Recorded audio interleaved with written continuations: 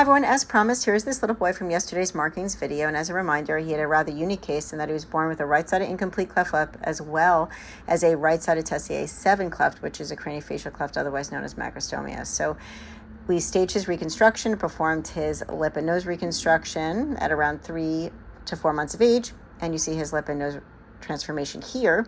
And then 4 months later, we performed his Tessier 7 cleft reconstruction. Here's a sneak peek at his markings, so stay tuned for his upcoming results in the office and of his markings video for his Tessier cleft. And as always, leave your questions in the comments below.